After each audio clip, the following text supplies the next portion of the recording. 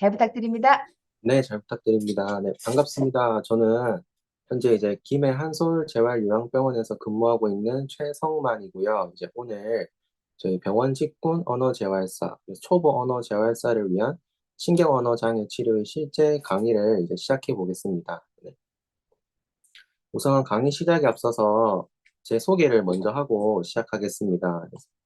저는 부산 가톨릭대학교 언어청각치료학부를 졸업을 했고요. 그리고 여러분들이 이제 얼마 전에 쳤던 2급 언어재활사 국가고시에서 수석을 한 경험도 있습니다. 그리고 부산 가톨릭대학교 이제 산업협력단 주관 바이오 데이터 엔지니어 양성사업단에서 이제 언어재활연구원 과정을 수료했고요.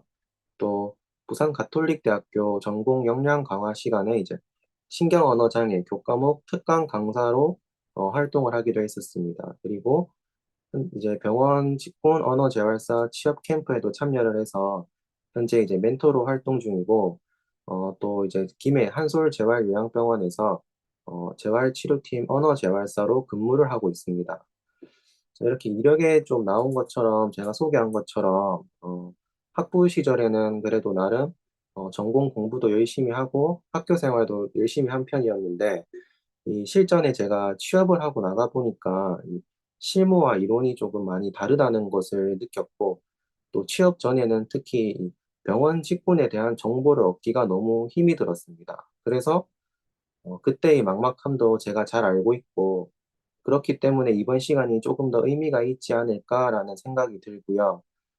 이제 저도 취업한 지 이제 2년이 다 되어 가는데, 그래서 좀 강의 내용이 다른 이제 경력이 많은 언어 재활사 선배님들보다 뭐 전문성은 조금 떨어질 수도 있지만, 초임 언어 재활사가 느꼈던 그런 좀 생생한 느낌들을 좀 전달하고 싶습니다. 그래서 저도 학부 시절 많은 특강을 좀 들어봤지만 이제 대부분 연차가 높으신 언어 재활사 분들이나 아니면 센터장님 분들의 강의가 대부분이었는데 이제 그 강사분들의 이제 그런 특강을 들으면 이제 그런 나름의 노하우도 습득할 수 있지만 이제 여러분 같은 경우는 이제 막상 자격증도 딴지 얼마 안 됐고 그렇기 때문에 실제로 임상에 나갔을 때 어떤지 그 느낌이 더 궁금할 것 같습니다. 그래서 그런 점들을 조금 중점으로 이번 강의를 한번 시작해 보겠습니다. 그리고 제가 이렇게 줌으로 강의하는 거는 또 처음이고 좀 떨리기도 하는데 혹시나 조금 말이 좀 빠르거나 아니면 문제가 있을 경우에는 채팅으로 이렇게 알려주시면 제가 바로 반영을 하도록 할 테니까 좀 채팅창 좀 활용해 주시면 감사하겠습니다. 네.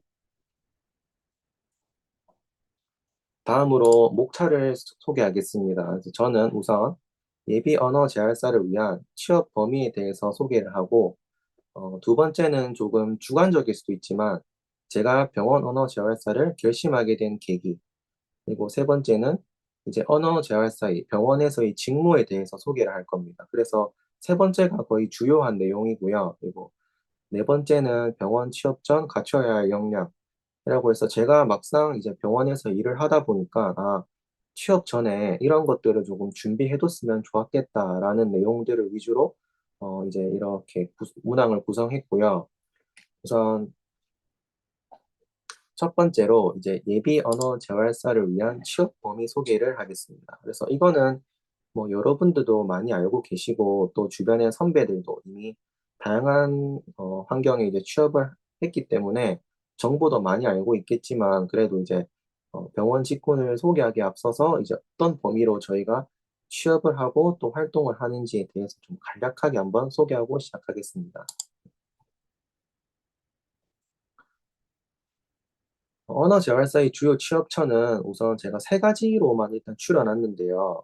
가장 흔한 유형이 보통 저희가 아동 발달센터라고 해서 요즘에는 그 사설 발달센터가 주변에 굉장히 좀 흔하게 보입니다. 그래서 실제로도 제가 봤을 때는 이제 거의 70% 이상이 사설 발달센터 언어 재활사로 근무하지 않을까라는 생각이 들기도 하고요. 그래서 그 다음이 이제 공공기관, 복지관이나 뭐 다문화 가족센터 또는 이제 장애 전담 어린이집 아니면 뭐 특수학교 같은 데서 이제 일을 할 수도 있고 그리고 마지막으로 이제 다양한 이제 규모에서 다양한 규모의 병원에서 또 언어재활사가 이렇게 활동을 하기도 합니다. 네. 그래서 제가 어, 우선 가장 흔한 이 사설발달센터와 병원의 차이점에 대해서 먼저 좀 소개를 하고 시작하려고 하는데요. 그래서 제가 그중에서도 가장 크고 좀 중요한 차이점들을 좀 몇 가지 조금 추려봤습니다. 그래서 하나씩 한번 보면은 우선 치료 시간에서의 차이가 납니다. 그래서 사설발달센터의 경우 주로 이제 40분 동안 치료를 진행하게 되고 그 치료가 끝나면 그 치료 내용에 대해서 이제 10분간 부모 상담을 진행합니다. 근데 병원에 같은 경우 이제 치료 시간이 30분 정도 이렇게 진행이 되고요. 그리고 정해진 상담 시간이 없습니다. 그래서 5분 쉬는 시간 이렇게 진행이 되고 그렇다 보니까 아무래도 언어 재활은 부모 상담이나 아니면 보호자 상담이 좀 중요한 부분이 있는데 좀 이런 사항 때문에 애로 사항이 조금 있거든요. 그래서 제가 나중에 뒤에서 한번 좀 자세하게 치료 시간에 대해서 다뤄보도록 할 거고 우선 또 하루 평균 케이스 수라고 하면 이제 하루에 제가 마주치는 환자의 그 환자 수 이렇게 알고 계시면 될 것 같고요. 병원 같은 경우는 아무래도 사설에 비해서 치료 시간도 짧고 이렇다 보니까 하루에 좀 많은 케이스를 소화해야 됩니다. 그래서 보통 평균으로 한 8 케이스에서 한 12 케이스까지 정말 많을 때는 저는 하루에 14 케이스까지 해 봤거든요. 그래서 그만큼 많은 케이스를 병원에서는 이렇게 소화를 해야 되지만 이제 사설 발달센터 같은 경우 이제 저는 여기서 일을 해본 적이 없어서 이제 주변 이렇게 동료들이나 아니면 선배들한테 물어봤는데 이제 뭐 하루에 6 개에서 8 케이스 정도 많으면 8 케이스까지 이렇게 진행을 한다고 하더라고요. 네. 그래서 뭐 이렇게 케이스가 '아 병원이 쪼끔 더 하루에 이렇게 만나는 사람의 수가 많구나.' 이렇게만 알면 되고 또 케이스도 많이 다르겠죠 당연히. 그래서 병원 같은 경우는 이제 주로 성인 환자분들이 대부분이니까 뭐 실어증 또는 마비말장애 같은 이런 신경 언어 장애 환자들이 거의 대부분이고요.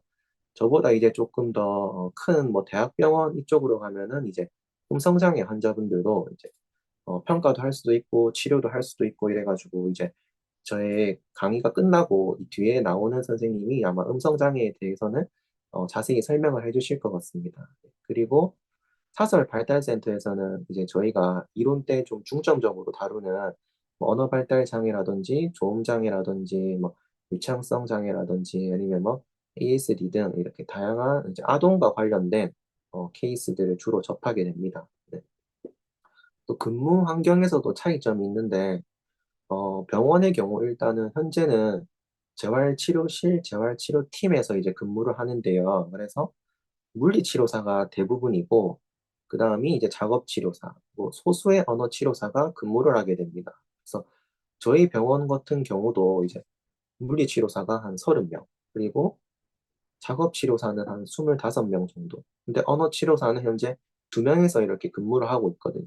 그래서 다른 치료사들은 되게 많지만 저희는 엄청 이렇게 소수로 이렇게 근무를 하다 보니까 이게 장점이 될 수도 있고 또 단점이 될 수도 있는 것 같아서 이거는 제가 또 뒤에서 설명할 거고요. 사설의 경우는 이제 대부분 언어재활사가 이제 주를 이루고 이제 추가적으로 뭐 감각통합치료라든지 아니면은 요즘에는 뭐 미술치료, 심리치료 이런 거를 좀 다 같이 이렇게 병행하는 추세라고 하더라고요. 그래서 여기서는 이제 아무튼 병원보다는 이제 근무 환경에서는 언어재활사의 수가 조금 더 많다. 이렇게만 알고 계시면 될 거고요. 이제 여러분들이 취업하기 전에 저도 그랬고 이제 가장 궁금한 게 솔직히 급여거든요. 그래서 어 병원의 경우는 이제 고정급여입니다. 그래서 제가 아무리 케이스 수가 많든 케이스 수가 조금 적든 병원 내규에서 의한 이제 고정급여를 제가 받게 되는 거고요. 그래서 뭐 많이 하면은 조금 억울할 수도 있겠죠. 오히려 적게 하면은 어쨌든 똑같은 돈을 받는 거니까. 그래서 이런 게 어떻게 보면 장점, 단점 아마 단점이 될 수도 있을 것 같아요. 네. 그리고 이제 사설 발달센터의 경우 세션 수에 따른 비율제라서 본인이 조금 치료를 많이 했으면 조금 이렇게 돈을 조금 더 많이 받고 뭐 쪼끔 했으면 뭐 조금 받고 이런 식으로 그 비율제인 걸로 제가 알고 있거든요. 이것도 이제 뭐 센터마다 차이점은 있겠지만 뭐 현재 있는 뭐 대부분의 센터는 아마 이렇게 운영되지 않을까 이렇게 생각합니다, 저는. 네, 그래서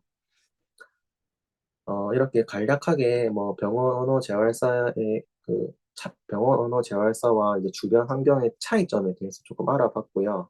이번 두 번째는 제가 이제 저는 그러면 왜 병원으로 취업을 했을까? 그래서 저 나름대로 이제 저도 많은 생각을 했고 학부 때 '어디로 취업하면은 내가 잘할 수 있을까?' 이런 생각도 굉장히 많이 했거든요. 그래서 두 번째는 조금 제 주관적인 내용이긴 합니다. 그래서 병원 언어 재활사를 결심하게 된 계기에 대해서 한번 소개하겠습니다.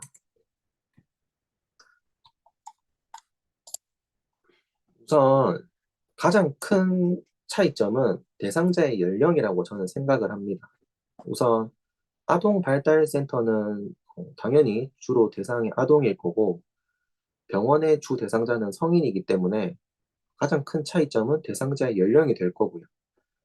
저는 또 학교에서 좀 실습을 하면서 좀 많은 걸 좀 느꼈는데 이제 공부를 통해서 얻는 뭐 이론적인 지식도 중요하지만 물론 아동의 이제 발화를 이제 이끌어내려면 그런 치료사의 톤이나 뭐 텐션 이런 것들을 좀 무시할 수 없는 것 같더라고요. 그래서 저는 여러분들이 지금 이렇게 강의를 들으면서도 좀 아시겠지만 목소리 톤이 막 아이들을 상대할 만큼 높지도 않고 또 텐션도 막 그렇게 활발하지 못하거든요. 그래서 다른 친구들 그러니까 실습을 정말 활발하게 잘하는 이런 동기들이나 후배들을 보면서 좀 제 나름대로 좀 기가 죽었던 것 같아요. 네, 그래서 '내가 나중에 저렇게 할 수 있을까?'라는 일단 생각이 조금 컸고요. 그리고 이거는 조금 제가 또 남자 언어 치료사다 보니까 '내가 조금 더 나이가 들었을 때 아이들이 나와 치료를 하고 싶어 할까?'라는 생각도 제가 조금 했었습니다. 그래서 제가 나중에 뭐 나이 많은 뭐 아저씨가 되었을 때 '이런 어린 아이들이 저와 이렇게 치료를 하고 싶어 할까?'라는 생각도 했었고 그래서 어떻게 보면은 이 직업을 조금 장기적으로 제가 좀 바라봤던 것 같아요. 네. 그래서 또 저는 또 어렸을 때부터 또 할머니 집에 되게 자주 갔거든요. 지금도 이제 뭐 이건 당연히 개인적이긴 하지만 할머니, 할아버지랑 가깝게 지낸 만큼 좀 오히려 어르신들을 대하는 데 좀 어려움이 좀 없었던 것 같아요. 그래서 뭐 아동이냐 성인이냐 이렇게 했을 때 뭐 다른 사람들은 어떨지 모르겠지만 저는 조금 '아 성인 쪽이 조금 맞겠다.'라는 생각을 조금 많이 했었고요. 이제 두 번째 이유는 요즘에도 좀 뉴스에 좀 많이 나오죠. 그래서 음 출산율 감소와 노인 인구 증가 때문에 이제 어쨌든 저희가 이 직업으로 이제 앞으로 취업을 할 거고 이제 활동을 하게 될 건데 앞으로 이제 이 언어 치료의 수요가 이제 좀 '아동보다는 성인이 더 많아지지 않을까.'라는 생각을 개인적으로 제가 했었습니다. 왜냐하면은 아무래도 이 절대적인 이 숫자가 좀 줄어들지만 이거는 정말 개인적인 의견이긴 한데 절대적인 뭐 숫자가 줄어드는데 이 '수요가 과연 늘까?'라는 생각이 일단 가장 많이 늘었고 그리고 아무리 뭐 요즘 뭐 치료에 대한 관심이 높아지고 있으나 좀 출산율이 많이 낮기 때문에 나중에 되면은 오히려 '어르신들이 조금 더 언어 치료를 많이 받게 되지 않을까.'라는 생각을 했었고 또 의학 기술이 요즘에는 좀 많이 발전을 했죠. 네, 그래서 뇌졸중 환자 같은 경우는 이제 생존율이 많이 높아졌습니다, 예전에 비해서. 그렇다 보니까 사망률이 낮아지다 보니까 그만큼 이제 후유증을 가진 채 생활하시는 환자분들 수가 굉장히 많이 늘었고요. 그리고 실제로 이제 제가 근무하는 병원의 경우 언어 치료의 수요 환자가 이제 근래에 좀 급증을 하는 추세를 보이고 있습니다. 그래서 제가 취업하기 전에 한 하루에 한 6 명, 7명 정도 했다면 요즘에는 매일 10명 이상은 이렇게 언어 치료를 받으러 오고 계시고요. 왜 이렇게 늘어나는가 하니까 이제 모든 게 이제 재활과 관련된 모든 게 정보화가 되면서 뭐 카페나 아니면은 뭐 네이버 카페나 아니면 이런 다양한 곳에서 정보가 많이 올라오거든요. 그러면 요즘 보호자분들이 이제 그런 것도 다 찾아보시고 하기 때문에 병원에서 이 언어 치료를 찾으시는 분들도 굉장히 좀 많이 늘어나고 있거든요. 그렇다 보니까 이제 뭐 재활병원이든 뭐 재활요양병원이든 뭐 대부분의 병원에서 이 언어 재활사를 조금 배치하는 추세인 것 같기도 하고요. 그래서 앞으로 조금 언어 재활에 대한 좀 수요가 많아지니까 이것도 조금 어떻게 보면 제 나름대로 좀 메리트가 있겠다라는 생각을 했었습니다. 네. 그리고 마지막으로 저는 조금 체계화된 환경에서 업무를 하고자 했었습니다. 우선 사설센터 같은 경우는 제가 취업하기 전에도 뭐 알고는 있었지만 뭐 바우처 업무를 해야 된다든지 아니면 뭐 회비 결제 업무를 해야 된다든지 아니면 이런 뭐 치료 외적인 업무가 조금 있다고 제가 들었거든요. 그래서 저는 이런 것들을 조금 어, 어떻게 보면은 좀 많이 고민을 했던 것 같아요. 왜냐하면 이렇게 치료에 조금 집중을 하고 싶은데 이제 그 치료 외적인 것을 오히려 더 신경을 쓰게 될까 봐 사실 혼자서 고민을 좀 많이 했었고 그래서 이 병원의 경우는 근데 이제 이런 서류 업무라든지 이런 것들을 담당하는 뭐 인사과나 총무과 등 부서가 있기 때문에 혹은 원무과처럼 그래서 각자의 역할이 있기 때문에 이제 이 병원에서는 오로지 이 언어 재활, 그러니까 치료에 대한 업무에만 집중을 할 수가 있습니다. 그래서 어떻게 보면은 좀 자율성이 적을 수도 있지만 내가 해야 되는 업무가 조금 명확하기 때문에 제 나름대로 장점으로 다가오는 것 같았습니다. 그래서 서류 같은 거는 사실 환자분들이 대부분 다 원무과에 다 문의를 하시기 때문에 이제 그런 쪽으로 제가 뭐 시간을 뺏긴다든가 뭐 신경을 써야 된다든가 했던 적은 별로 없던 것 같아요. 네, 그래서 이것도 어떻게 보면은 되게 장점이지 않을까. 네, 그렇게 생각합니다. 저는. 그래서 이때까지 내용은 그래서 제가 저는 왜 이제 뭐 병원으로 이렇게 언어 재활 취업을 했고 좀 개인적인 내용이긴 했지만 이러한 이유 때문에 저는 현재 이렇게 병원에서 일을 하고 있고요. 그리고 또 앞으로도 조금 더 열심히 노력해서 조금 더 체계화된 규모의 병원에서 이렇게 근무를 하는 게 이제 제 목표입니다. 네. 그리고 다음 이제 이렇게 제가 취업을 결심을 했고, 그리고 이제 막상 취업을 해보니까 이 병원 언어 재활사의 장단점을 제가 느꼈거든요. 그래서 여러분들도 좀 궁금하실 것 같아요. 병원에서 일하면 어떤 점이 좋고, 또 병원에서 일하면 어떤 점이 나쁘고, 그래서 그거에 대해서 제가 정말 솔직하게 조금 적어 왔는데, 우선 여러 재활팀과 협업을 해서 다학문적인 시각으로 환자를 좀 파악을 할 수가 있습니다. 그래서 저희 병원 같은 경우도 일주일에 한 번 재활의학과 과장님이랑 뭐 작업치료사 선생님들, 물리치료사 선생님들, 그리고 이렇게 뭐 간호팀 아니면은 뭐 저도 이렇게 참여를 해서 이렇게 컨퍼런스를 진행을 하고 있거든요. 그래서 어떻게 보면 그 환자에 대해서 저희는 이제 언어 재활사다 보니까 이 언어적인 쪽으로만 좀 생각하고 뭐 배울 수가 있는데 그거 말고도 이제 이렇게 다가 다학문적인 분야로 접근을 하니까 조금 더 환자에 대해서 좀 파악이 좀 깊게 되는 경향이 없지 않아 있었고요. 또 아까 급여에서 말했듯이 저는 이 안정적인 급여가 오히려 저한테는 좀 장점이라고 생각을 했습니다. 왜냐하면 어 아까 세션에 따른 좀 비율제라고 제가 사설은 이렇게 말씀을 드렸는데 그렇게 되면은 이제 뭐 이렇게 좀 치료의 세션 수에 대한 좀 압박감도 좀 생길 것 같고 그리고 세션이 수가 만약에 좀 낮으면 그거에 대해서 좀 그 개인적인 이런 회의감도 조금 들 것 같고 그리고 월급이 일단 고정적이지 않다는 거에서 저는 별로 메리트가 없다고 생각을 했고요. 급여가 조금 일정적이어야지 제가 뭐 나중에 뭐 적금이라든지 아니면 뭐 개인 뭐 재테크 같은 거 요즘에 많이 하니까 '그런 것들을 하기에 좀 안정적이지 않을까?'라는 생각을 해서 저는 이거를 장점으로 생각을 했거든요.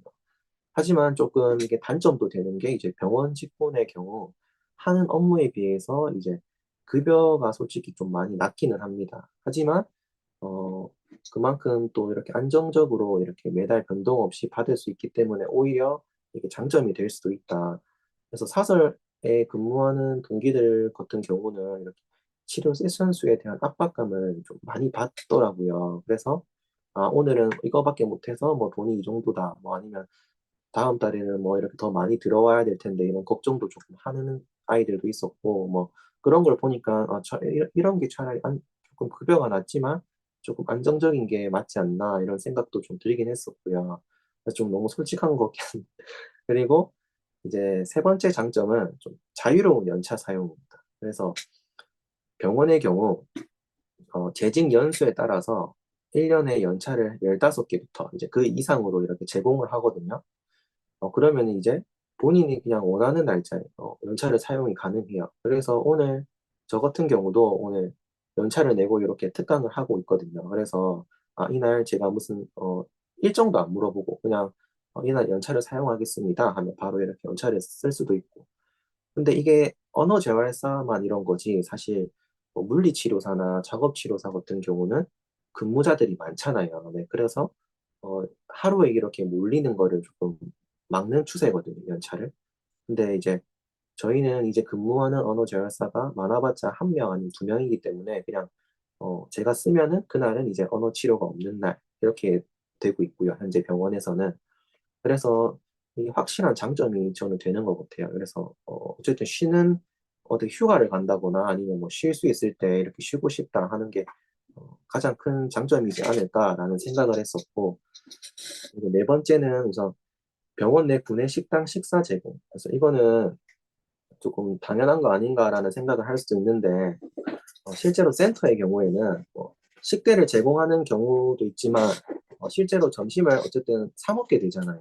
그렇게 되면은 요즘에 이 병원 점심값에 대한 이 지출을 조금 무시할 수 없을 것 같고요. 그리고 병원의 경우 이제 그런 조금 밥값 이런 거에 대한 지출을 조금 막을 수도 있고, 또 식사에 대해서 좀 고민하지 않아도 되는, 저로서는 조금 큰 장점이었던 것 같습니다.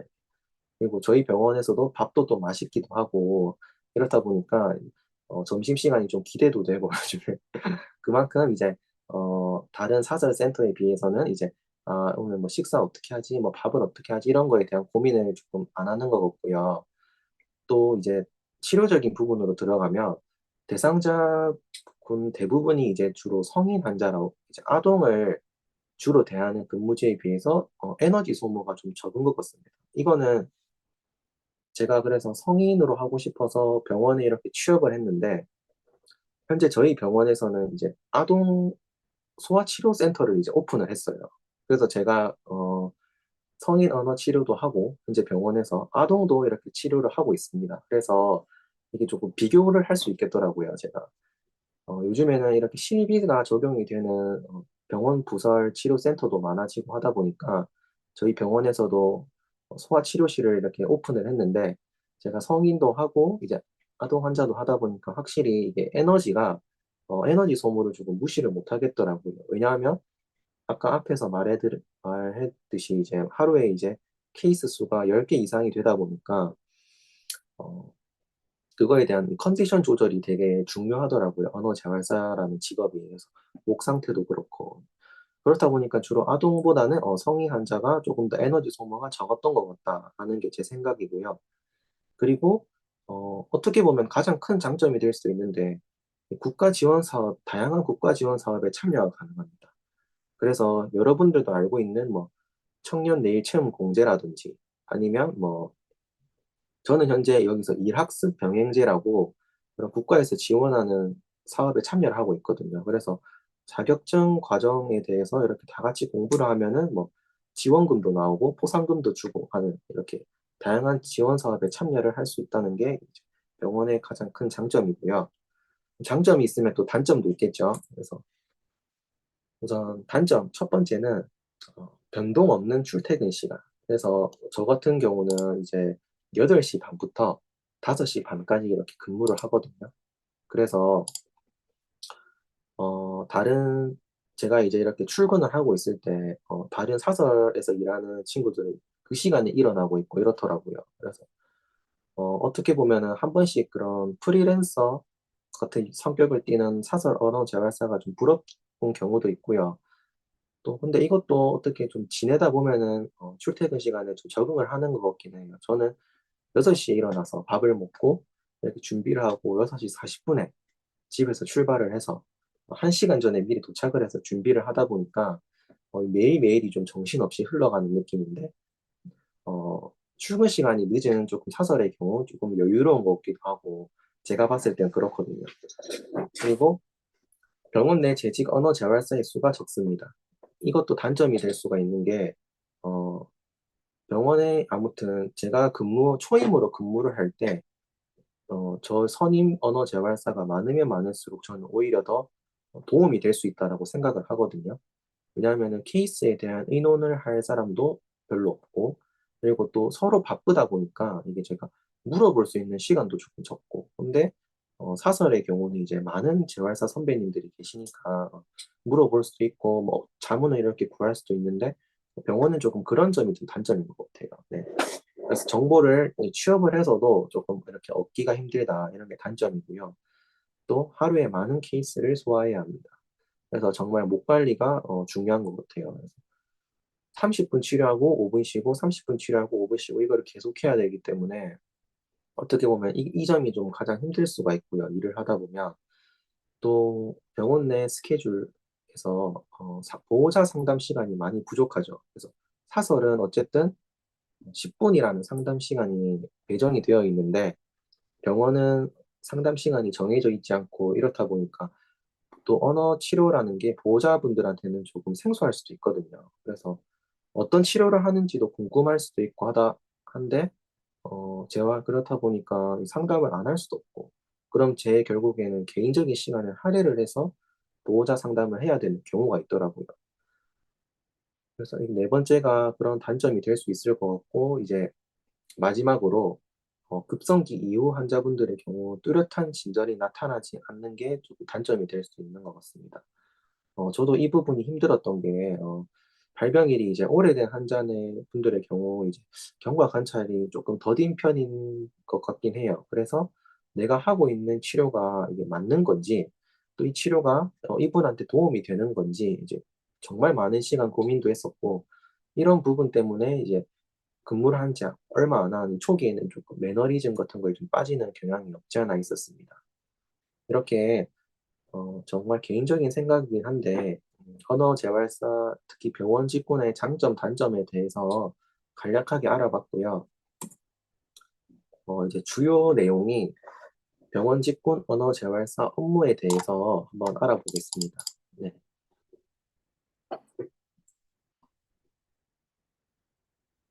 병원 직군 언어 재활사 업무 환경은 우선 학부 실습에는 이제 경험하지 못한 신경 언어 장애를 치료하기 위한 치료 도구들이 많이 구비가 되어 있고요. 그래서 보면은 뭐 네이밍 자료라든지 아니면 마비 말장애를 위한 호흡 자료, 또뭐 운율 조절 같은 뭐 메트로놈 생각나는 게 딱 그 정도 있는데 그런 어쨌든 성인에게 초점을 맞춘 뭐 치료 도구들이 세팅이 되어 있습니다. 또 개별 언어 치료실을 제공한다. 이거는 당연한 거일 수도 있지만 병원에서는 이렇게 개인 방이 있는 경우가 저희 언어 치료실 말고 아니면 뭐 의사 선생님들 말고는 없거든요. 그래서 어떻게 보면은 병원 내에서 개인적인 이렇게 치료실을 받을 수 있다는 것도 가장 큰 메리트지 않을까 싶습니다. 또 어 병원이다 보니까 환자분들이 이제 다양한 언어에만 문제가 있는 게 아니라 뭐 편마비나 아니면은 뭐 일상생활 동작 이런 데에서도 어려움을 많이 보이거든요. 그렇기 때문에 다양한 치료를 이렇게 병행을 합니다. 각자의 스케줄에 맞게 이렇게 이동을 저희가 시켜줘야 되기도 하고요. 그렇다 보니까. 그리고 아까 앞에서 설명했듯이 병원은 다양한 분야의 전문가들과 함께 이렇게 컨퍼런스도 진행을 합니다.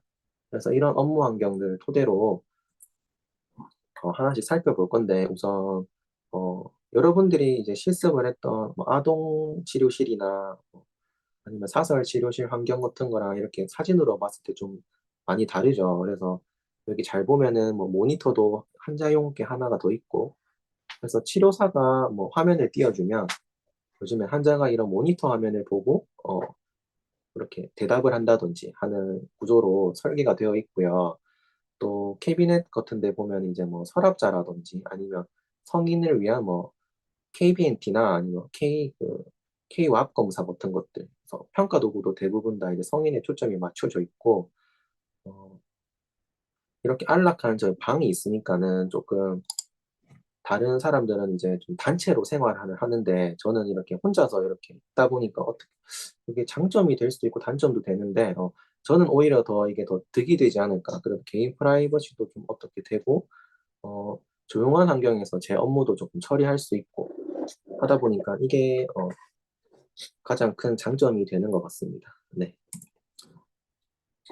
그리고 요즘 이분 같은 경우는 이제 언어 재활 제가 스케줄을 하나 가지고 왔는데 이분 같은 경우는 이제 주 3회 받으시는 분이고 여기 스케줄 보시면 알겠지만 병원에서는 정말 다양한 치료를 같이 이렇게 병행을 하세요. 그렇다 보니까 어 제 치료가 끝나고 이제 다음 치료를 받으러 가는 이 스케줄 장소로 가는 것이 이제 중요하거든요. 그래서 병원에는 환자 이동을 도와주시는 기사님들까지 따로 있을 정도로 어 이 스케줄에 맞게끔 시간에 맞게끔 이동하는 게 가장 중요하고요.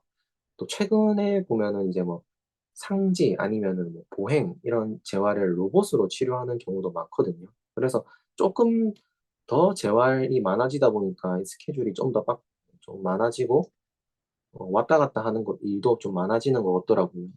그래서 이분도 보면은 뭐 언어 치료도 하시고요.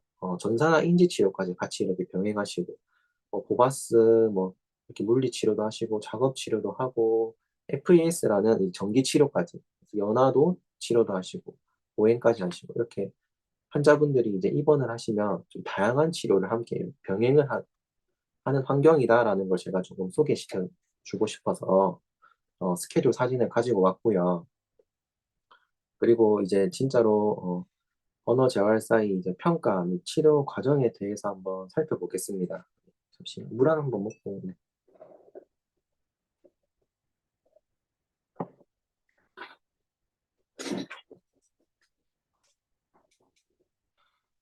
우선 평가 및 진단 과정에 대해서 살펴볼 거고요. 네, 그다음 그 평가에 대한 결과의 이제 치료 파트로 넘어갈 거고 이제 보호자 상담은 어떻게 하는지 그리고 대상자 스케줄 관리는 어떻게 하는지 제가 나중에 하나씩 한번 소개해 보겠습니다. 네. 우선 업무에 대해서 소개하기 앞서서 한국 언어재활사 협회에서 올해 올해 초쯤에 병원 직군 언어재활사의 업무 객관화 및 표준화 그리고 체계화를 위해서 직무 지침서를 출판을 했어요. 그래서 이게 신청만 하면 제가 받을 수 있는 걸로 알고 있는데 많은 병원 직군 언어재활사의 검토를 통해서 출판을 했고요. 병원 직군 언어재활사의 평가의 과정에 대해서도 자세히 나와 있고 치료 과정에 대해서도 어 나와 있는 이런 어떤 한 권의 지침서라고 보시면 되고요. 정보를 많이 얻기 힘들기 때문에 아무래도 병원에 대해서는 그래서 취업 예정자 및 취업을 희망한다면 한번 이렇게 협회에서 받아서 읽어보는 건 어떨까라는 생각도 들고요. 저도 그래서 한번 읽어봤는데 안에 뭐 환자 안전 관리라든지 정말 이 병원에서 중요시 생각하는 부분에 대해서는 다 이렇게 기술이 돼 있더라고요. 그래서 평가도 그렇고 치료도 그렇고 자세하게 나와 있어서 이론적인 지식도 어떻게 보면은 같이 공부할 수 있기 때문에 한번 받아서 읽어보는 것도 저는 괜찮다고 생각을 합니다. 네. 우선 병원 직분 언어 재활사의 평가 및 치료 과정인데요. 환자분이 일단 오시면 주치의 선생님과 이제 외래 진료를 먼저 보시고요. 그리고 주치의 선생님께서 이분 같은 경우는 뭐 K-WAP 검사를 해 주세요. 아니면은 뭐 SMST 검사를 해 주세요. 이렇게 검사 처방을 내 주십니다. 그러면은 저희가 이제 보호자와 상의를 해서 검사는 뭐 이날 몇 시에 실시하겠습니다. 평가는 이날 하겠습니다. 이렇게 약속을 하고요. 여러분이 그러니까 비는 스케줄을 좀 활용을 해서 검사를 이렇게 예약을 하고 그다음에 이제 저희가 실시하기 전에 이 환자분이 어쨌든 진료를 받을 거니까 배경 정보를 확인을 합니다. 의사 선생님께서 차트를 써 주시면 다양한 배경 정보도 확인을 하고 그리고 간략하게나마 언어에 대해서 과장님들이 조금 써 놓거든요. 그래서 그 언어적인 정보도 조금 수집을 하고 초기 평가를 실시합니다. 평가가 끝나면 그 병원 양식에 맞게끔 평가 보고서를 작성을 하고 작성이 끝나면 이 평가 보고서를 다시 주치의 선생님한테 제가 전달을 합니다. 그러면은 환자 이제 보호자나 환자랑 같이 와서 이 외래 진료를 다시 한번 보시고요. 그때 평가 결과가 괜찮으면 이분은 뭐 치료가 필요하지 않다라는 판정이 나오면 이제 귀가를 하시고요. 만약에 이분은 이제 언어적인 치료랑 뭐 물리 치료, 작업 치료가 필요하다 이렇게 하면은 이제 주치의 선생님이 치료 처방을 내주시거든요. 그럼 저희는 또 그거를 확인을 하고 치료를 이제 예약을 합니다. 아까는 평가를 예약하고 평가를 실시했다면 이번에는 이제 치료로 들어가는 거죠. 그래서 평가 결과를 보고 치료 계획을 나름대로 수립을 하고 그리고 환자 보호자 교육도 하고 그리고 치료를 또 실시하기도 하고 상담도 하고 회기별 이제 경과 기록을 작성하게 됩니다. 이제 6개월에 한 번씩 뭐 치료를 지속할지 이렇게 재평가도 하기도 하고요. 호전시 뭐 종결을 하기도 합니다. 네. 그래서 이러한 과정을 통해서 어, 환자분들이 이렇게 언어 치료를 받고 그리고 언어 치료가 어떻게 조금 흘러가게 되는지 접수를 하게 되고 어떻게 종결을 하게 되는지 제가 간략하게 조금 소개를 해봤고요. 한 번 더 요약을 하면은 의사가 진료하고 검사를 처방을 내주시고요. K와 검사해 주세요. 그럼 저희는 배경 정보를 우선 파악을 하고 그리고 평가를 실시하고 보고서 작성을 하고 의사 선생님이 다시 재진료를 하게 됩니다. 그리고 이렇게 언어 재활 스케줄을 잡는 거죠. 네. 그렇게 평가가 끝났으면은 우선 치료에 대한 계획을 저희가 세워야 될 거잖아요. 그래서 어떻게 보면은 저는 평가가 가장 중요하다고 생각하는 게 그 평가 결과에 따른 치료 계획을 수립을 하거든요.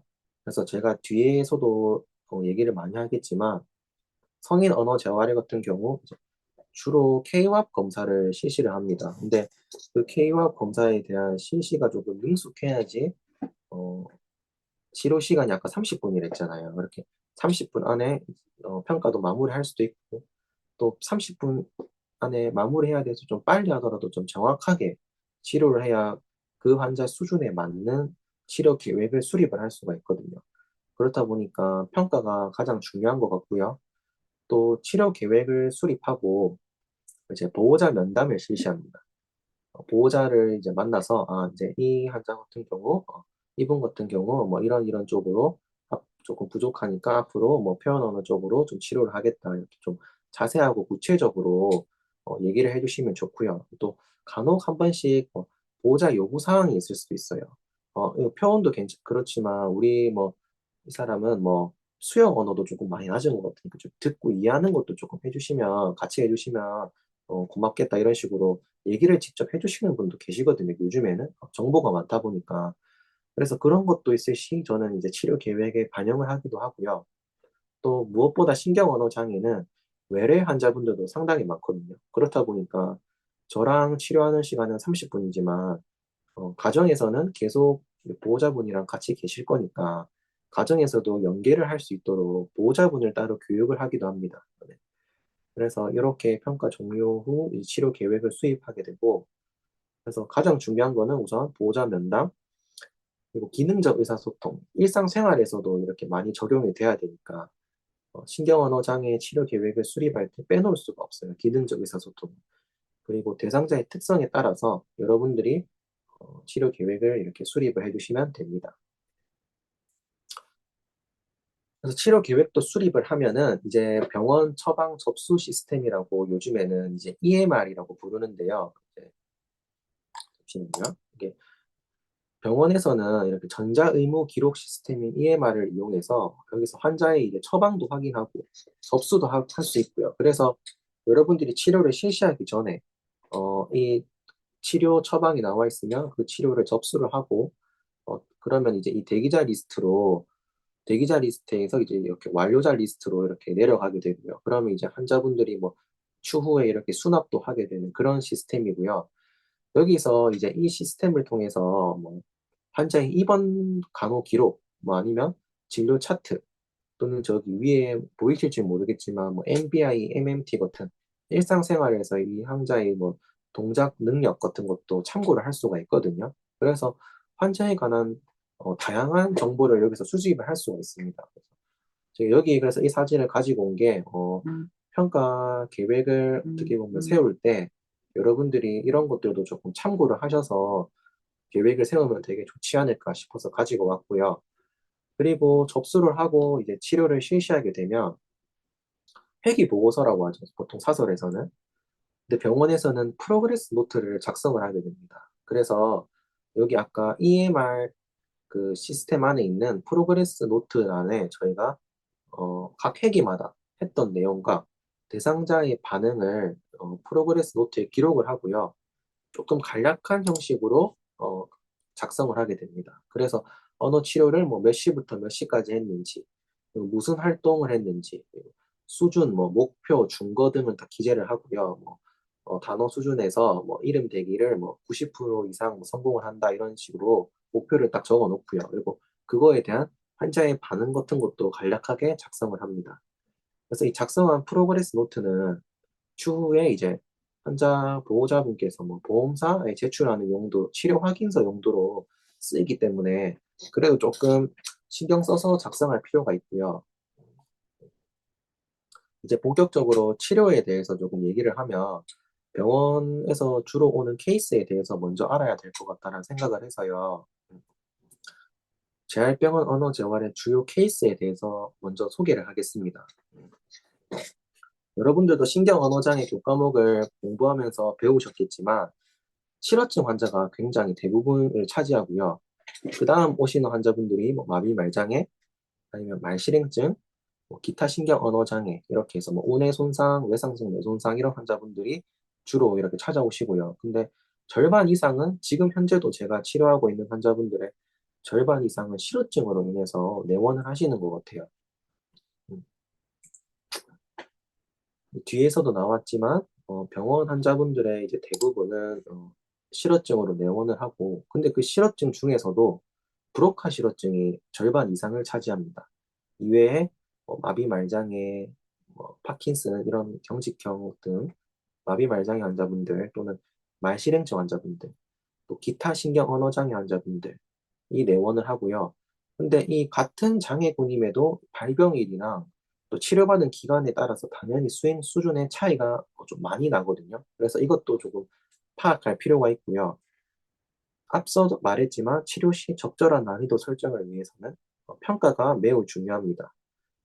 그래서 이런 또 케이스들을 제가 설명을 드렸는데, 2년 동안 제가 환자분들을 좀 그래도 많이 만나 뵀었거든요. 그래서 많이 만나 봤던 환자분들의 이제 주요 케이스와 임상청 특징, 그리고 그거에 따른 좀 팁을 간략하게, 너무 이론적인 내용이 좀 들어가다 보니까 좀 간략하게 설명을 하고 넘어가겠습니다. 네.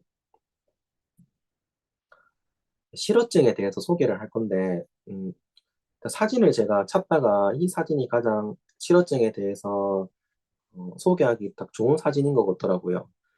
저도 그 학부 때 이제 실어증에 관해서 공부도 좀 많이 했었는데, 실어증 환자분들이 실제로 처음 만났을 때 느꼈던 점은 생각보다 우울감이 굉장히 심하다. 그래서 저도 이 실어증 사진을 찾다 보니까 이렇게 우울해 보이는 환자분의 사진이 이렇게 있더라고요. 그래서 첫 만남부터 제가 처음 근무지로 와서 처음 만났던 브로커 환자분이 저를 처음 봄에도 불구하고 이렇게 너무 답답한지 눈물도 흘리시기도 하고요.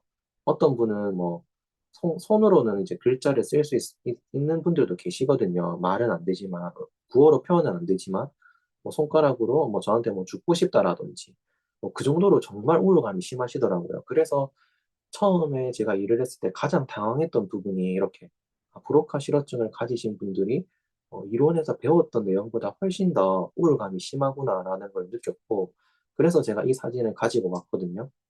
음, 언어적인 특징에 대해서만 제가 주로 생각을 했었고, 그 외적인 것들에 대해서 딱히 생각을 하지 않은 상태에서 좀 취업을 했다 보니까 좀 당황했던 경험이 있었고, 저도. 그래서 실제로 환자분들을 만나보면 좀 어떤가에 대해서 조금 설명을 하려고 합니다. 우선 여러분들도 가장 많이 배우셨겠지만, 브로카 실어증이 아까 앞서 말했듯이 대부분을 차지한다고 그랬잖아요. 근데 이것도 병원마다 차이는 있을 수도 있겠지만, 저희 병원 같은 경우는, 그리고 제가 주변 병원, 부산에서 현재 재활병원이라든지 대학병원이라든지 이렇게 다양한 선생님들과 언어재활사 선생님들과 스터디도 하고 있거든요. 그래서 그 선생님들의 말을 들어봐도 현재 대부분 환자분들은 브로카 실어증으로 인해서 내원을 하시고요. 재활병원에서도 주로 볼 수 있는 주요 케이스입니다. 그렇기 때문에 여러분들도 브로카 실어증에 대해서는 공부를 조금 많이 하고 취업을 하는 게 좋고요. 어, 당연히 임상적인 특징은 표현 언어 능력이 저하되어 있고 자발적인 구어 산출에 어려움이 많이 있습니다. 자기 이름도 말하기 힘들어하고 자녀 이름도 말하기 힘들어하니까 너무 힘들어하시더라고요. 당연히 자녀랑 이렇게 모든 걸 다 상황을 인지하는데 이렇게 표현 언어 능력이 너무 낮다 보니까 그 답답함을 제가 공감할 수 없을 정도로 많이 답답해하시거든요. 그래서 어쨌든 자발적인 구어 산출에 어려움도 많이 있으시고 본인의 문제를 너무 명확히 인식을 하고 계십니다. 자신감이 너무 없으세요. 그렇다 보니까. 뭐든지 이제 하려고 하면은 "아 몰라."라는 말은 잘하시거든요. 뭐 "몰라." 이런 말을 한다든가 아니면 좀 기가 죽어 있다든가 이렇게 구어 표현에 대한 자신감이 좀 많이 없으시고 어 저는 이제 브로카 실어증 했을 때 표현 언어 쪽으로만 이렇게 생각을 했었는데 실제로 이렇게 만나 보니까 수용 언어도 뭐 많이 낮으신 분들이 대부분이더라고요. 저는 수영은 정상, 표현은 뭐 비정상 이렇게만 배우고 갔었는데 실제로 여러분들도 임상에서 만나는 브로카 환자분들 대부분은 이 수용 언어도 많이 떨어져 있습니다. 그래서 어 표현 언어 자료를 하면서도 제 말을 좀 이해하지 못하는 경우도 많고요. 그렇다 보니까 여러분들이 이제 평가를 하실 때 이분이 브로카 실어증으로 나왔지만 수용 언어에 대한 점수도 한번 파악을 해 보시고 그거에 대해서 치료를 같이 병행해도 되게 괜찮거든요. 그래서 표현 언어도 하면서 뭐 수영 언어도 한번 같이 이렇게 병행해서 한다든지 그런 식으로 여러분들이 목표를 설정하시면 좋고요. 그래서 제가 앞서 말했던 임상적 특징과 이번에는 팁을 조금 드리자면 브로카 실어증 같은 경우는 우울감이 많이 심하다고 제가 그랬죠. 자신감도 없다 보니까 처음에는 이제 평가 시 나왔던 결과보다 좀 난이도를 쉽게 설정하는 것이 가장 중요한 것 같아요, 제 생각에는. 그래서 이분들이 어떻게 생각했을 때 뭐 밖에서는 어떨지 몰라도 이 치료실 내에서는 낮은 난이도로 인해서 저와 구어 의사소통에 성공했다는 그런 언어의 성취감을 느끼게 해 주는 것이 가장 중요하고요. 처음에 이렇게 성취감을 조금 느끼고 구어 표현의 치료실 환경에서 구어 표현에 자신감이 생겨야지 이제 그 환자가 조금 더 적극적으로 참여를 하기 시작하거든요. 그래서 제가 앞서서 평가가 중요하다고 했던 게 너무 갑자기 어렵게 환자분들한테 자료를 제시하게 되면 더 우울해하시고 '아 내가 이걸 많이 못하는구나. 내가 이 사람의 하는 말에 대답을 하나도 못하는구나.'라는 생각을 할 수도 있기 때문에 난이도 설정이 쪼끔 낮게끔 설정을 하셔서 처음에 다가가는 게 중요하고요. 또 실어증 환자 같은 경우 발병일이 어떻게 보면 제일 중요하다고 생각하거든요 저는. 그래서 저희 병원에서는 이제 온셋이라고 하는데 발병일이 오래된 환자의 경우는 이제 자주 사용할 수 있는 기능적인 표현을 함께 연습하는 게 좋은 것 같아요. 어떻게 보면 일상에서 가장 많이 사용하는 말들을 환자와 같이 연습을 하는 거예요. 뭐 인사말도 좋고 아니면 뭐 요구하는 말도 좋고요. 뭐 간단한 질문 것도 괜찮고 이런 것들을 환자와 함께 그 연습을 해서 바로 그 일상에서 사용할 수 있게끔 하는 게 가장 좋은 것 같거든요. 그래야지 환자분들도 이 치료에 대해서 좀 더 적극적으로 참여를 하고 내가 여기서 연습한 말로 나가서 이렇게 바로 일상생활에서 사용을 할 수가 있으니까 그거에 대해서 또 성취감을 느끼시기도 하거든요. 그래서 조금 온셋이 오래됐다 이러면은 일상적인 의사소통에 조금 더 초점을 맞추는 게 저는 중요한 것 같고요. 또 저희가 학부 때 공부를 하면은 뭐 브로카 실어증 이러면 뭐 MIT 멜로디 억양 치료 비주얼 시각 동작 치료 이런 것들 막 배우잖아요, 이론적으로.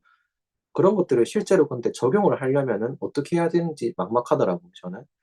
MIT가 뭔지도 알고 VAT가 뭔지도 아는데 이거를 이제 어떻게 적용을 하고 어떤 순서대로 적용을 해야 되는지에 대해서는 정작 제가 알고 있지 않더라고요. 그래서 여러분들은 취업 전에 이런 MIT나 아니면 VAT 같은 논문을 참고하시면 이 과정에서 논문에서는 이제 뭐 실시 방법도 나와 있고요. 또 과정도 나와 있거든요. 그렇기 때문에 그런 실시 방법과 단계별로 이렇게 여러분들이 익혀 두고 취업을 하게 되면은 쪼끔 더 환자분들을 상대할 때 좀 편하지 않을까 싶어서 제가 여기 적어 놨습니다. 네, 그래서 좀 간략하게 설명하고 다음 걸로 넘어갈게요. 네, 베르니케 실어증 같은 경우는 이제 브로카에 비해서는 저는 임상적으로 마주하는 케이스는 좀 적었던 것 같고요. 환자 수는 진짜로 구원은 유창한데 청각적 이해력에서 가장 큰 어려움을 느끼십니다. 그리고 본인 언어에 대한 심각성 이런 걸 느끼지 못하고요. 다른 사람의 말을 알아듣지 못하고 알아듣지 못하는 또 말을 혼자서 반복하는 모습을 좀 많이 보였고요. 또 평가나 이런 데는 치료나 이럴 때는 이제 제 말에 좀 집중을 해 주셔야 되는데 너무 이 이해력이 낮다 보니까 제 말에 대해서 주제 이탈이 굉장히 많았거든요. 처음 베르니케 실어증을 제가 평가했을 때 그래서 시간이 부족했던 적도 있었어요. 환자분이 제가 물어보면은 갑자기 막 이상한 말에 대해서 막 이렇게 얘기를 하시니까 제가 거기서 이제 적당히 딱 끊고 다음 평가로 가야 되는데 초임 때는 좀 당황해서 환자분이 하는 반응에 조금 당황을 해서 어 그런 시간이 부족했던 경우도 많았고요. 그래서 주제 이탈이 좀 많다 이 정도만 알고 계시면 되고요. 여러분들이 배웠던 내용이랑 아마 비슷할 거예요. 그래서 팁을 드리면 어 자신의 언어적인 문제점을 인식할 수 있도록 하는 게 가장 중요합니다 우선. 이분들 같은 경우는 '나는 괜찮은데 왜 내가 이렇게 치료를 받아러 와야 되는지.' 이런 생각이 조금 있거든요. 그래서 시각적인 자료를 활용을 해서 이 환자들이 조금 인식을 하게끔 도와주면 좋고요. 그래서 실제로 베르니케 실어증 치료법이라는 것도 나와 있거든요. 그래서 이런 것들도 다 검색을 하셔서 단계별 실시 방법을 숙지하시면 좋습니다. 여기서도 보면은 뭐 그림과 단어를 뭐 매칭한다든지 그림과 뭐 글자를 뭐 매칭한다든지 이런 식으로 좀 시각적인 자료를 되게 많이 활용을 하거든요. 그래서 베르니케 실어증은 어쨌든 본인의 문제를 조금 인식하게끔 여러분들이 다양한 자료를 통해서 좀 설명을 해 주시면 좋고 주제에서 이탈했을 때 제스처라든지 이런 걸 정해 놓고 그 환자의 발화를 조금 이렇게 멈추게 할 수 있는 거를 이렇게 서로 정하고 치료를 하면은 어 처음에는 이렇게 서로 멈추고 다시 치료사의 말에 조금 집중해 보고 이렇게 하는 걸 먼저 연습하는 것도 괜찮거든요. 그래서 어찌 됐든 베르니케 실어증 같은 경우는 저도 한 몇 번 만나 봤지만 정말 다른 말을 많이 하시거든요. 뭐 의사가 자신을 뭐 감금을 해서 뭐 나를 폭행했다든지 뭐 이런 어떻게 보면 좀 허구에 가까운 내용을 좀 많이 하시기 때문에 그 이탈했을 때 적절한 대처 이런 것들이 조금 중요할 것 같고요. 그리고 그 구어나 아니면 청각적인 자극에 대해서도 환자가 조금 적절하게 반응할 수 있도록 여러분들이 도와주는 것도 중요한 임무인 것 같습니다. 네. 그래서 베르니케 실어증도 넘어가고 실어증 환자분들을 전체적으로 한번 정리를 해 봤을 때 평가 시 이제 환자가 보이는 오류를 상세히 기록을 해야 됩니다. 그래서 어떤 단서가 이 환자 치료에 도움이 될지를 파악을 하는 게 목표고요. 이 환자분은 뭐 의미적인 단서만 있어도 이름 대기가 가능하구나. 아니면은 이 환자는 의미적 단서 말고 뭐 이름절 단서가 필요하구나. 이런 그런 어떤 단서가 이 환자에게 좀 효과적일지 이걸 좀 파악을 해 두면 좋고요. 실어증과 다양한 질병에 솔직 동반이 되거든요, 증후군이. 그래서 뭐 실독증이라든지 실서증.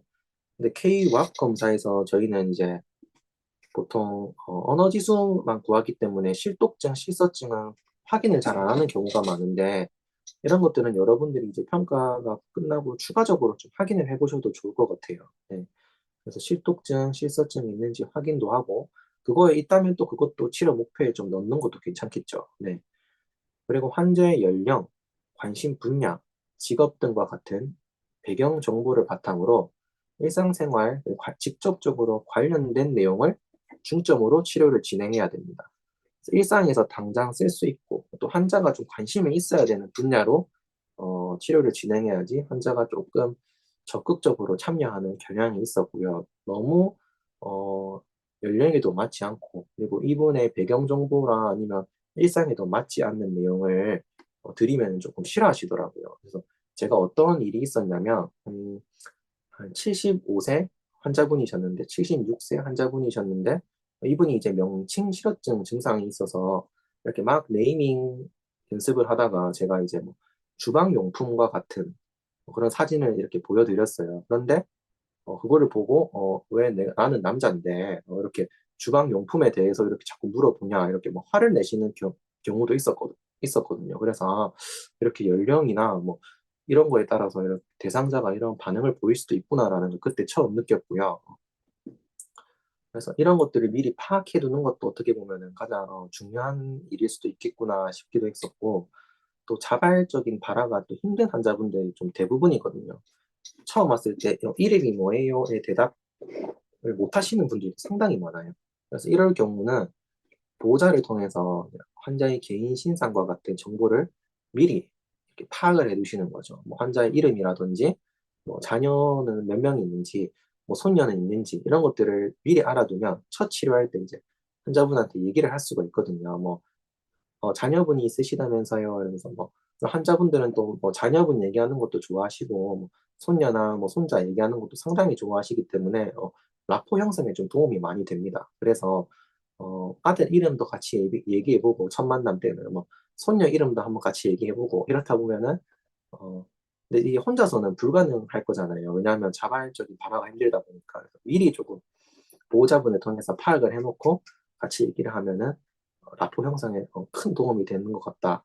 제가 이때까지 일을 하면서 뭐 자기 아들이나 뭐 손녀 얘기하는 거 싫어하시는 분 한 분도 못 봤거든요. 네, 그만큼 이제 뭐 어르신이기도 하고, 그렇다 보니까 너무 어렵게 생각 안 하셔도 되고요. 뭐 말을 못 하신다고 해서 여러분들 할머니, 할아버지 모습을 딱 생각하시면 딱 알맞을 것 같고, 그래서 제가 이렇게 적어 놓은 것도 미리 파악을 해 두고 가면은 조금 더 치료의 진행이 원활하지 않을까 싶어서 이렇게 적어 놨었습니다. 네.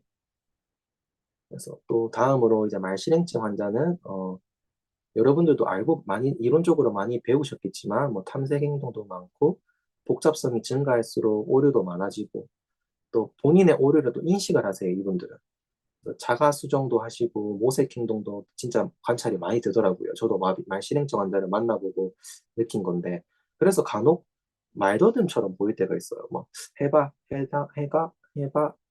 해다." 이렇게 막 더듬다 보니까 '이분이 뭐 신경외성 말더듬인가?'라는 생각이 들 정도로 있고, 그래서 어쨌든 조음 오류가 주된 증상이고요, 실제로 만나보면.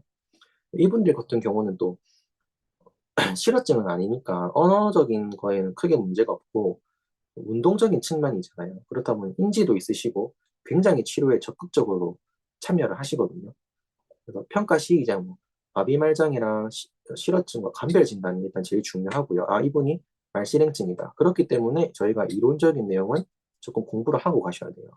말실행증의 임상적인 특징은 여러분들이 이미 국가고시를 친 지 얼마 안 됐기 때문에 파악을 하고 있다라고 생각하고 넘어가겠습니다. 그래서 당연히 반복적이고 집중적인 훈련이 필요합니다. 말실행증 환자분들이 그래도 참여를 잘 해 주셔서 다행이지, 어떻게 보면은 이분들은 반복이 가장 큰 핵심이거든요. 조음 오류가 좀 많기 때문에. 그래서 여러분들이 배웠던 뭐 조음점 지시법이나 뭐 프롬프트 같은 기법으로 그 조음과 그 혀와 그 입술의 이런 위치 같은 거를 여러분들이 직접 잡아 주시고, 그걸 환자분들이 그 감각을 느끼고 동작을 다시 이렇게 익힐 수 있도록 도와주셔야 됩니다. 그래서 높은 성공률을 일단 유지할 수 있도록 이것도 실어증과 마찬가지로 순차적인 난이도로 진행을 하시면 되고요. 다음으로 마비말장의 특징을 보면, 실어증과 더불어서 병원에서 이제 정말 자주 접할 수 있는 케이스고, 좋은 기간의 마비, 약증 뭐 이런 걸로 인해서 이제 구어 산출이 어려우신 분들이고요. 마비 정도에 따라서 수행 수준의 차이가 매우 심하십니다. 뭐 어떤 분은 정말 마비 때문에 말을 못 하시는 분도 계시는데, 어떤 분은 뭐 저처럼 이렇게 얘기를 하는데 그냥 말을 할 때 뭐 "조금 어눌한 것 같아요." 이렇게 얘기하시는 분도 계시거든요. 그래서 그런 분도 있을 만큼 이 마비말 장애라는 게 정도에 따라서 많이 수행 수준의 차이가 심하구나라는 걸 느꼈고, 또 언어 능력도 정상이시고 이분들은 인지 능력도 정상이시거든요. 근데 다른 실험 그렇다 보니까 아까 말실행증에서도 소개했듯이 제가 이렇게 뭐 설명을 하고 얘기를 하면은 치료에 협조를 해 주세요. 왜냐하면 본인의 어려움도 본인이 알고 있고 그걸 다 인지를 하고 있기 때문에 제가 말을 하면은 협조도 해 주시고 하기 때문에. 그래서 언어 하위 체계별 다양한 영역에서 평가를 실시하고, 뭐 저희 배웠죠. 뭐 호흡, 뭐 발성, 공명, 뭐 조음 이런 다양한 분야에서 여러분들이 평가를 실시하고, 그렇다 그런 거에 대해서 이제 여러분들이 미리 파악을 해 두셔야 됩니다. 그래서 언어 그 마비말장의 그 유형이 많잖아요. 유형에 따라서 치료법도 많이 다르기 때문에 그런 마비말장의 유형과 그 유형에 따른 특징들은 미리 숙지를 하고 여러분들이 이렇게 오셔야 되고 또 마비말장애는 평가가 조금 애매한 부분이 있거든요. 저는 뭐 주로 뭐 SMST 평가를 하던 유탭을 하던 이런 공식적으로 정해진 평가가 없기 때문에 비구어 평가가 주로 많이 하고 있고요. 이 비구어 평가 때 어떤 점을 평가해야 되는지 여러분들이 숙지를 하시는 게 가장 중요한 것 같아요. 예를 들어서 뭐 혀의 움직임이다 이런 걸 평가를 하고 싶다 이러면 혀를 뭐 오른쪽으로 뭐 위로 들고 이런 것들 있잖아요. 그래서 뭐 입술은 어떤 능력을 평가를 해야 되고 뭐 볼이나 얼굴 같은 경우에도 어떻게 여러분들이 평가를 해야 되는지 이런 것들도 이제 책 같은 거를 참고하셔가지고 미리 숙지를 하시면 상당히 좋을 것 같고요. 대부분 이제 조음적인 데서 문제를 많이 보이시거든요.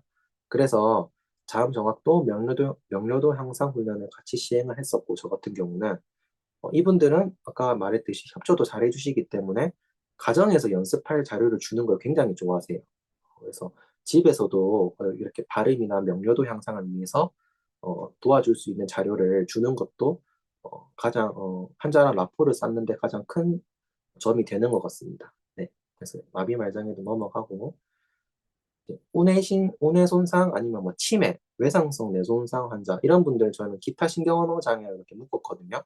근데 이분들 같은 경우는 공통적인 특징이 인지가 조금 많이 저하가 되어 있습니다. 그리고 언어 능력에서는 이름 대기에서 어려움을 보이고요. 그리고 인지 능력이 좀 저하가 되다 보니까 뭐 주의력도 낮고 집중력도 낮을 거 아니에요. 그래서 대화에서 좀 주제 유지에서 어려움이 좀 있었고요. 무시증을 보이는 환자분들도 다수 존재했습니다. 그래서 저는 무시증 환자를 실제로 처음 만났을 때는 좀 많이 힘들었어요. 왜냐하면 저는 이때까지 실어증 환자분들을 그 치료를 할 때 뭐 구어를 하는 경우도 많았지만 뭐 그림이나 이런 사진을 활용했던 경우도 좀 많았거든요. 근데 무시증 환자 같은 경우는 그런 자료를 정말 못 보시는 거예요. 그래서 이럴 땐 어떻게 하면 좋을까라는 좀 고민도 많이 했었고, 그래서 무시증과 관련된 뭐 논문, 뭐 언어 재활과 관련된 논문도 몇 번 많이 읽어봤거든요. 그래서 그런 것들도 한번 읽어보시는 게 여러분들한테 도움이 될 것 같고요. 대부분의 환자들은 그래서 작업과 인지 치료를 병행을 하십니다. 그래서 언어만 하시는 분은 없고, 다양한 이런 인지를 같이 병행을 하시고, 팁을 좀 드리자면, 잦은 주의 환기가 좀 필요하고요. 아무래도 너무 이렇게 한 치료의 활동에 대해서 오랫동안 하게 되면 환자분들도 엄청 힘들어하시거든요. 그렇기 때문에 조금 짧게 짧게끔 환자분들이 다시 주의 환기를 할 수 있게끔 이 시간 조절을 하는 게 가장 중요한 것 같고 또 여러분도 알고 계시겠지만 저희 재활요양병원이다 보니까 치매 환자분들이 되게 많으세요. 근데 이분들은 좀 퇴행성 질환이기도 하고 그렇다 보니까 보호자 교육이 가장 중요한 게 아닐까. 그분에 맞게끔 환경을 좀 이렇게 구성해 주는 게 가장 중요한 여건인 것 같고요. 여러분들이 그래서 치매 환자분들한테 보호자 교육을 하게 되면 어떤 점들을 조금 전달해 주면 좋을지 이런 것들을 미리 공부해서 가면 좋고 또 운해 손상 환자 경우 제가 아까 말했듯이 편측, 무시증 증상이 있는지 한번 확인을 꼭 해 보시고요. 이름 대기가 다들 안 되니까 다양한 이름 대기 자료를 활용하시면 좋을 것 같습니다. 네. 그래서 이렇게 제가 재활병원에서 이 주요 케이스와 그거에 대해서 뭐 팁과 이런 임상적 특징을 좀 간략하게 소개를 했는데 사실 뭐 여기 간략하게 소개를 했지 엄청 많은 환자분들이 계시거든요. 그래서 여러분들도 처음 가면은 좀 당황할 수도 있고 환자마다 이 수행 수준의 차이가 너무 많이 나다 보니까 좀 헷갈릴 수도 있긴 한데, 제가 처음 치료했을 때 그런 느낌들을 한번 소개를 하려고 해요. 그래서 저는 일단은 뭐, 당연히 실습 때는 아동 위주로 저는 실습을 진행했고요. 저희 학교에는 성인 환자분들은 안 계셨거든요. 다른 학교는 어떨지 모르겠지만, 저는 학부 시절 아동 위주로 실습을 하다 보니까 처음 취업을 했을 때 바로 이렇게 성인 환자를 마주하니까 조금 당황스럽기도 했고 어려웠던 적이 많았어요.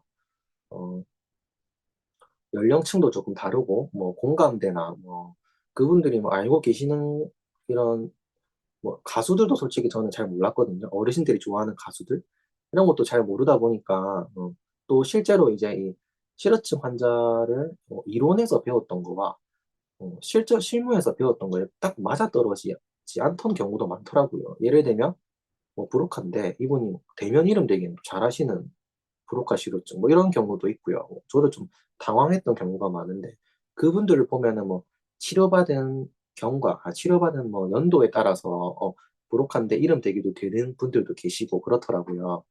그래서 실무에서 어떻게 보면은 경험을 쌓는 게 가장 중요한 것 같고 또 익숙하지 않은 평가. 저는 K-왑 검사를 학교 다니면서 이론으로만 배웠지 실시해 본 적이 한 번도 없거든요. 그래서 평가지가 어떻게 생겼는지도 모르고 병원에 이렇게 취업을 했었던 것 같아요. 그래서 익숙하지 않은 평가를 좀 30분이라는 빠른 시간 내에 실시하려고 하니까 너무 마음이 조급해지는 거예요. 그래서 평가를 하는데 시간도 부족하고 그리고 평가가 끝나고 결과 산출을 할 때도 이게 그 상당히 결과 산출도 좀 어렵더라고요. 그래서 결과 산출도 오래 걸리다 보니까 저 개인적인 시간도 좀 많이 뺏기고 그랬던 경험이 있었거든요. 그래서 여러분들은 이제 취업하기 전에 제가 뒤에서 또 취업 전 뭐 준비해 두면 좋을 상황에서 소개하겠지만 모학 검사는 조금 확실하게 공부를 하고 가는 게 어떨까 이렇게 제 생각이 좀 들고요. 또 수행 수준 차이가 너무 많아서 이 난이도 설정에 좀 어려움을 겪었습니다. 뭐 어떤 환자는 제가 너무 그 사람의 이 언어를 좀 빨리 이렇게 하고자 높은 난이도로 이렇게 잡았다가 치료를 거부하시는 분도 계셨고요. 너무 어려워서. 그래서 뭐 너무 쉬우면 또 너무 쉽고 이렇다 보니까 이 환자에게 맞는 적절한 치료 난이도를 설정하는 게 저는 가장 어려웠고 그렇다 보니까 제가 이 시행착오를 거치다 보니까 가장 중요한 게 어떻게 보면 K와 평가더라고요. 그래서 이 평가를 기반으로 난이도를 설정하기 때문에 평가도 잘 실시를 하고 그거에 맞게끔 환자의 부족한 점을 좀 여러분들이 잘 캐치해서 목표로 이렇게 설정하시면 좋을 것 같고 그래도 저는 아동에 비해서 어르신분들이 조금 더 라포 형성은 더 쉬웠던 것 같습니다.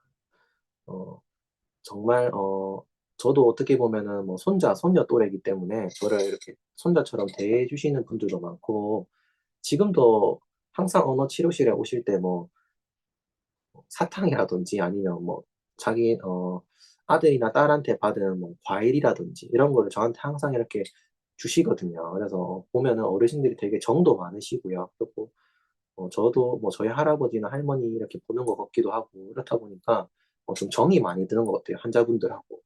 이런 것들은 제가 어 저는 성인 언어 치료 이런 좀 환자분이 좀 딱딱하고 그럴 줄 알았는데 생각보다 이렇게 치료사한테 좀 잘해 주시고 하니까 너무 그런 거는 걱정 안 하셔도 될 것 같습니다, 여러분들. 그리고 이제 빼놓을 수 없는 게 언어 재활은 보호자 상담이 상당히 중요하잖아요. 그래서 병원 스케줄에 할애된 보호자 상담 시간이 저희는 부족합니다. 아까 30분 치료에 5분 쉬는 시간이라고 했잖아요. 그래서 보호자 상담 시간이 부족하다 보니까 주기적으로 조금 환자 보호자와 좀 상담을 실시하고 있고요. 또 급성 신경 언어 장애 보호자분들은 이제 조금 갑자기 자기 남편이 될 수도 있고 아니면 아들이 될 수도 있고 이런데 아니면 아내가 될 수도 있고 이런 분들이 말을 못 하니까 그거에 대해서 조금 너무 불안해하시는 과하게 조금 불안해하시는 경향이 있거든요, 언어 평가 결과에 대해서. 그래서 조금 처음에는 좀 직접적으로 이렇게 얘기하는 것보다 조금 이런 예민한 상황에 좀 유의해서 보호자분들한테 설명하는 게 좀 중요하고 평가 시 결과 그리고 향후 치료 계획에 대해서 명확하게 설명을 해 주셔야지 이 환자분들의 보호자가 아무래도 좀 전문적인 느낌을 좀 받으시기 때문에 저랑 이렇게 라포 형성도 쉽고요. 또 요즘에는 뭐 다양한 재활병원도 있고 언어 치료사도 있기 때문에 여러분들이 전문적이지 못한 모습을 보이면 다른 선택지가 너무 많다 보니까 요즘에는. 그래서 저는 어쨌든 보호자 상담에서 가장 중요한 거는 여러분들의 그런 전문성을 보여주는 게 가장 중요하다고 생각을 하고요. 또 보호자 교육을 통해서 가정 내에서도 좀 치료가 연계될 수 있게 여러분들이 하는 활동, 치료 활동을 좀 보호자분들한테 설명해 주시는 것도 좋아요. 뭐 집안 내에 뭐 사물에 대해서 이렇게 같이 한번 이름 대기를 한번 해보시라든지 아니면 뭐 여러분들이 자료를 같은 걸 뽑아서 환자분이랑 같이 집에서 한번 해보시라든지 이렇게 해주시면은 아 보호자분이 아 치료 시간에 뭐 이런 활동을 하고 해보니까는 진짜 어려워하는구나 이런 거를 느낄 수가 있거든요 집에서도.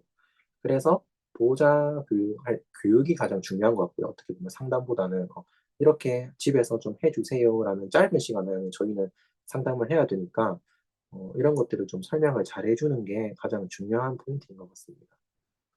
또 인지 저하가 동반된 환자의 경우는 이제 여러분들도 환자분들을 마주하면 느끼겠지만 인지가 좀 많이 떨어져 계신 분들도 계시거든요. 그럴 때는 좀 보호자한테 뭐 인지 치료도 함께 병행해서 이렇게 하시면 안 되겠냐 이렇게 권유도 한번 해볼 수도 있고 다양한 치료를 어쨌든 권유를 하시는 것도 뭐 언어 재활사의 뭐 역할이 아닐까 싶습니다. 저는. 네.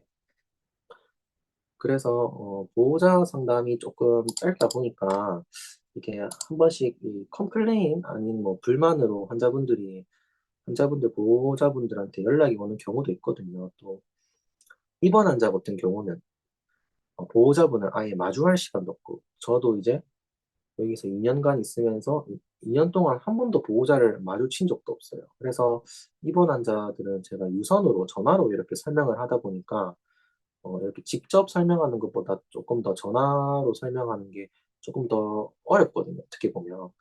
그래서 그런 환자의 현재 상태나 뭐 하고 있는 회계 활동이나 뭐 환자의 반응 같은 거는 여러분들이 환자 보호자한테 충분히 설명을 할 수 있게끔 그 환자한테 좀 관심을 많이 가지시는 게 가장 중요한 것 같고요. 또 아까 말했던 프로그레스 노트 작성 이것도 좀 꼼꼼하게 해 두시면은 유선으로 보호자 상담을 할 때도 많이 도움이 되지 않을까라는 생각을 합니다. 네.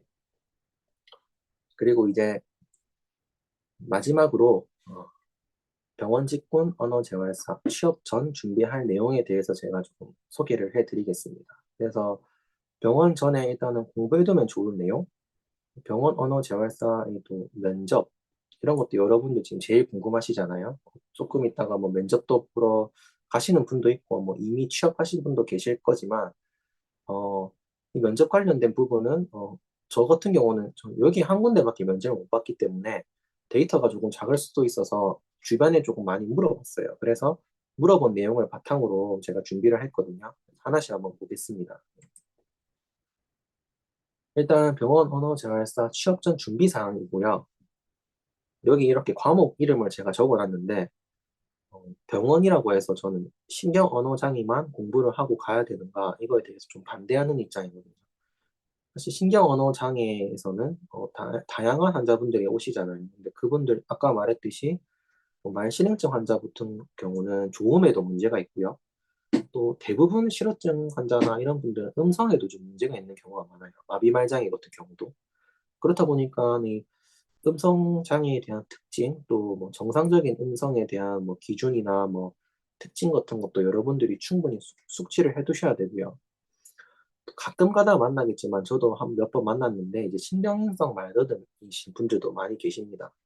그래서 저희가 유창성 장애의 유창성 장애 과목을 공부할 때 여러분들도 신경행성 말더듬에 대해서 짧게 들어본 기억은 있을 거예요. 그렇다 보니까 유창성 장애에 관련된 내용도 공부를 해 두셔야 되고 언어 재활이라는 분야가 어떤 딱 이렇게 한 분야로 끊기는 게 아니라 이렇게 다양하게 연세가 되어 있다고 저는 생각을 하거든요. 그래서 여러분들이 병원이라고 해서 신경 언어 장애만 이렇게 집중적으로 공부하는 것보다는 지금 이제 뭐 국가고시 친 지도 얼마 안 됐으니까 지금 취업 전이시라면 이런 다양한 분야의 이론 같은 거를 여러분들이 머릿속에 좀 확실히 정립해 놓는 게 좋지 않을까 해서 그거에 대해서 설명하려고 요 표를 가지고 왔고요. 아까 제가 말했듯이 이제 뭐 교과 과정에서 저희가 많은 치료법들을 배웠잖아요. 뭐 MIT, 멜로디 억양 치료 이런 것들 저는 기억이 나는데 뭐 VAT 뭐 말고도 뭐 엄청 치료법이 많아서 지금 이렇게 막 기억은 안 나지만 뭐 그런 치료법들은 어떤 환자한테 적용을 하는지 저희가 알고는 있는데 그거에 대한 실시 방법은 제가 따로 이렇게 공부를 하지 않았더라고요, 학부 때는. 그래서 여러분들도 나는 뭐 MIT도 알고 다른 치료법들도 알지만 이런 치료법들을 어떻게 실시하는가에 대해서 관련된 치료법의 논문을 읽어보시는 게 가장 공부적으로 봤을 때는 도움이 많이 될 것 같고요. 그리고 또 서점에 가시면 현재 요즘 이제 성인 언어 재활이 이렇게 관심이 많아지다 보니까 출판이 많이 되고 있어요. 신경 언어 장애 워크북 같은 거. 그래서 표현편, 이해편 이렇게 나눠서 출판을 하고 있거든요. 그런 것들을 한번 이렇게 쑥 훑어보시면, 아, 실어증 환자에게 이름 대기 할 때도 이렇게 다양한 자료를 이용해서 이름 대기를 할 수가 있구나. 뭐, 문장 완성하기 과제라든지, 요즘에는 보면은, 안내문 읽기 통한 정보 파악이라든지, 이렇게 되게 좋은 치료 활동들이 이렇게 워크북 안에 많이 들어가 있더라고요. 그래서 이런 것들을 여러분도 읽어보고 좀 아이디어도 얻고 또 실어증 환자분들한테는 이런 다양한 치료도 적용할 수 있고 또 이런 워크북들을 통해서 나중에 보호자분들한테도 이렇게 설명도 할 수도 있고 이런 자료집이 있으니까 한번 같이 해보시는 것도 좋을 것 같다 이렇게 설명도 할 수 있으니까 시중에 출판되어 있는 워크북 그리고 아까 제가 처음에 소개드린 그 한국 언어 재활사에서 재활사 협회에서 이제 출판한 이제 병원 직군 언어 재활사 업무 지침서 같은 것들 한번 읽어보시면 도움이 굉장히 많이 될 것 같고요. 또 가장 중요한 게 K-WAP 검사를 미리 숙지하는 게 가장 중요합니다. 그래서 K-WAP 검사를 학교나 이런 데서 아마 평가지는 구할 수가 있을 거거든요. 한번 동기랑 이렇게 모의로 브로커 환자처럼 여러분들 브로커 환자의 특징을 알잖아요. 그래서 브로커 환자처럼 모의로 평가를 한번 실시해 보는 게 어떨까? 그리고 그 평가를 실시를 하고 그 결과에 대해서 결과도 한번 이렇게 산출을 해 보는 거예요. 저는 이제 K화 검사라고 하면은 뭐 자발적인 발화, 뭐 이름 대기, 뭐 청각적 이해력, 따라 말하기 이런 다양한 항목이 있는데 그 항목에 대한 세부적인 그 평가 내용은 제가 잘 몰랐었거든요. 그리고 이름 대기 같은 경우도 단서를 어떻게 주는지 환자한테 그런 것들도 저는 잘 몰랐었고 그렇기 때문에 가장 중요한 거는 평가지를 한번 일단 보고 취업을 하는 게 가장 중요한 것 같고요. 결과도 꼭 한번 산출을 해보셔서 아, 이렇게 결과가 나오면은 밑에 체크하는 게 다 있거든요. 그래서 이런 실어증이 나오고 뭐 언어 지수, 표현 지수, 뭐 실어증 지수는 뭐 어떻게 구하는구나 이렇게 지침서도 참고하셔서 여러분들이 결과를 직접 산출하는 것도 아마 많은 도움이 될 것 같습니다. 네. 그리고 병원이다 보니까 아무래도 차트는 모두 재활의학과 과장님께서 써주시거든요. 그렇다 보니까 처방은 모두 영어로 이렇게 명시가 되어 있어요. 신경언어 장애 해볼 때 여러분들도 배우셨겠지만 관련된 용어의 좀 영문을 공부를 해두시는 것도 도움이 많이 될 것 같고요. 제가 그래서 뒤에 차트 예시를 하나 좀 가지고 왔거든요. 뒤에서 한번 설명드릴게요. 그리고 마비말장애 같은 경우는 이제 안면 마사지, 이런 구강 마사지를 필요로 하는 분들도 많이 계시거든요. 그래서 저도 뭐 마사지를 해야 된다, 이 정도까지만 알고 있었지, 마사지의 정확한 실시 방법, 이런 것들은 제가 따로 공부를 안 했던 것 같아요. 그래서 이런 것들도 취업 전에, 아, 마사지는 이런 이런 방향으로, 뭐 이쪽으로 하고, 뭐 어디 그 근육을 좀 풀어주면 좋고, 이런 것들을 요즘에는 논문도 잘 나와 있지만, 어, 많은 선배 재활 언어사분들이 유튜브 영상 같은 것도 많이 남겨주셨더라고요. 그래서 그런 것들도 한번 참고해보면은, 안면 마사지에 대한 어떤 정도 감, 이런 것도 또 익힐 수도 있고요. 또 신경 언어 장애와 관련된 다양한 교육에 또 참여하는 것도 저는 좋은 것 같습니다. 그래서 저 같은 경우도 이번 달에 협회에서 보수 교육으로 신경 성인 언어 장애에 관한 보수 교육이 있길래 신청을 해놨고요. 또 저도 아직 부족함을 많이 느끼고 있거든요. 임상 경험이 많지 않다 보니까. 그래서 주변에 이제 병원 언어 재활사 분들이랑 제가 스터디를 직접 만들어서 이렇게 언어 재활사 분들을 직접 일일이 섭외를 해서 다양한 케이스에 대해서 한번 논의도 해보고, 이 환자분들 같은 경우는 어떤 치료가 효과적일까, 이렇게 얘기도 좀 해보고, 어쨌든 그런 공부를 좀 꾸준히 해야 되는 직업군인 것 같아요, 저희가. 그래서 다양한 교육에 앞으로 취업을 해서도 좀 참여를 하는 것들이 어떻게 보면 가장 큰 핵심이지 않을까라는 생각을 합니다.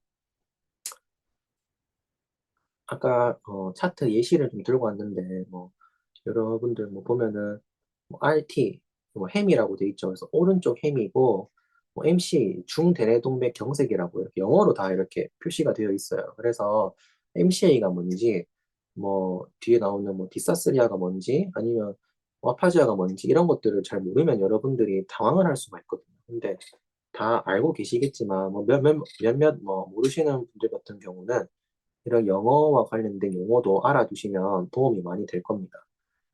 그래서 뭐 오리엔테이션처럼 진압력 같은 것도 돼 있고, 의사 선생님들이 처음에 환자를 만났을 때에 대한 스피치를 간략하게 저렇게 써주시거든요. 그래서 이 환자분도 보면은 뭐 유창성이랑 인지력이 떨어지지만 따라 말하기랑 이름 대기는 어느 정도 되는 것 같다. 이렇게 의사 선생님께서 써주세요. 그럼 저희는 평가를 하기 전에 이런 차트를 읽어보면서 이 환자에 대해서 대략적인 정보를 미리 파악을 해둘 수가 있는 거죠. 그래서 뭐 용어 같은 거는 좀 영어로 미리 알아두시는 게 좋을 것 같고요. 이번에는 면접 준비로 넘어가 보겠습니다. 그래서 면접 준비가 근데 저는 이론적인 부분보다는 실무적인 부분 또는 인성적인 부분과 관련된 질문이 좀 많은 것 같아요. 대학병원 같은 경우는 제가 어떨지는 모르겠지만 뭐 재활병원이라든지 재활요양병원이라든지 이런 병원은 많은 언어 재활사가 없기 때문에 뭐 면접을 물리치료사 선생님께서 보시든지 팀장이 물리치료사 선생님이나 아니면 원목과장 또 재활의학 과장님이 면접을 보시거든요. 그렇다 보니까 이런 이론적인 세세한 부분은 딱히 물어보시지 않으시고요. 뭐 환자분이 협조가 안 될 때 뭐 어떻게 대처할 건가, 어, 언어 재활사를 왜 하기로 결심을 했는지 이런 것들을 오히려 좀 더 물어보더라고요. 그래서 저도 이론적인 부분은 좀 공부를 많이 해서 갔는데 면접에 대해서 막상 면접을 보니까는 좀 이런저런 이런 쪽으로 많이 물어보셨던 것 같아서 뭐 다른 병원은 어떤지 저도 한번 물어봤는데 다른 병원에서도 저랑 비슷하게 이렇게 인성과 관련된 좀 부분을 좀 많이 물어보셨다 하더라고요. 이론적인 부분보다는. 그래서 여러분들이 조금 어, 이론적인 부분은 어떻게 보면 대학병원 쪽은 많이 물어볼 수도 있지만 크게 부담은 안 느끼셔도 될 것 같고요. 만약에 그래도 이제 실어증이나 이런 거에 대해서 언어 재활사 선생님께서 면접을 보시면 다른 병원에서는 주로 어떤 걸 물어봤나 하니까 실어증 환자의 분류 기준, 뭐 선천적 언어 장애, 후천적 언어 장애 분류 특성, 실어증 환자 치료 계획 및 방법 이렇게 아까 제가 앞서 설명했던 부분 정도만 여러분들이 숙지를 하고 계신다면 충분히 답변이 가능할 정도의 난이도로 이렇게 물어보시고요. 그래서 자신감 있게 어쨌든 면접 때 말을 하는 게 가장 중요한 것 같아요. 그래서 뭐 크게 뭐 면접은 뭐 어, 깊하게 그러니까 깊게 물어보지는 않는다 정도로만 여러분이 알고 계시면 될 것 같고, 그래서 제 발표는 여기까지 제가 준비를 했고요. 혹시 뭐 궁금하신 사항 있으면은 채팅으로 알려주시면 제가 이렇게 답을 드리려고 하는데 궁금하신 사항 혹시 있을까요? 잠시만요.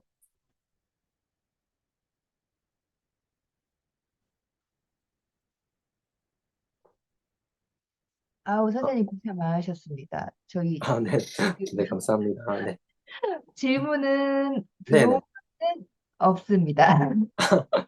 네, 질문 없고, 네, 그래서, 어, 제가 마지막으로 그래도 뭐, 언어 재활하면서 느낀 점은, 뭐, 초임 언어 재활사로 일하면서 뭐, 부족한 것도 정말 많이 느꼈고, 뭐, 매너리즘에 빠진 적도 많았고 했지만, 대상자들의 이런 뭐, 진전, 이런 것들을 보면서 좀 뿌듯함을 느끼고, 그거에 대해 사명감으로 근무를 하는 좀 직종인 것 같습니다. 그래서 앞으로도 이런 치료에 대한 꾸준한 공부가 좀 필수적인 거라는 것도 느꼈고, 2년간 일을 하면서. 근데 이제 여러분들은 이제 취업 전부터 뭐 이런 해당 취업처에 대한 정보 같은 거를 이렇게 특강 같은 걸 듣는 것부터 앞으로 이제 좋은 언어 재활사가 될 거라고 믿고 여러분들의 이제 앞날을 이제 응원합니다. 지금까지 언어 재활사 특강을 들어주셔서 감사합니다. 말씀드릴까요? 네, 네, 아까 전 스터디 하신다 그랬잖아요. 네네네네. 그 범위가 부산 아니면 김해 근처 다 뭐 올 수 있는 사람은 다 되나요? 네네네. 저희가 아, 지금 한 5명 정도 진행하고 있는데, 네. 뭐 부산대 대학병원에서 근무하시는 선생님도 계시고, 뭐 저도 그렇고, 뭐 재활병원에서 근무하시는 선생님도 계시고, 그래서 규모가 되게 다양하기 때문에 도움이 많이 될 것 같거든요. 네. 어떻게 들어가요? 어떻게 요청할 수 있어요? 일단 제가 따로 저한테 이렇게 연락을 주시면은, 네네. 제가 이렇게 연락처 학회에 이렇게 있으니까는, 네. 저한테 이렇게 학회에 요청을 해서 제 연락처를 이렇게 제공해달라고 제가 나중에 이제 말을 해놓을게요. 아, 알겠습니다. 잘 들으셨죠? 네, 네, 부산 네, 김해 중심으로 네, 경남권에서 스터디 네, 희망하시는 분은 학회 연락 네. 주시면은 제가 연락처를 제가 따로 개인적으로 드릴 수 있는 방법이 없다 보니까, 네, 네네. 네, 알겠습니다. 네, 네, 오늘 고생 정말 많으셨습니다. 선생님들도 식사하시고 오후에 저희 1시부터 시작하거든요. 1시에 또 뵙도록 하겠습니다. 네, 감사합니다. 네, 감사합니다. 네.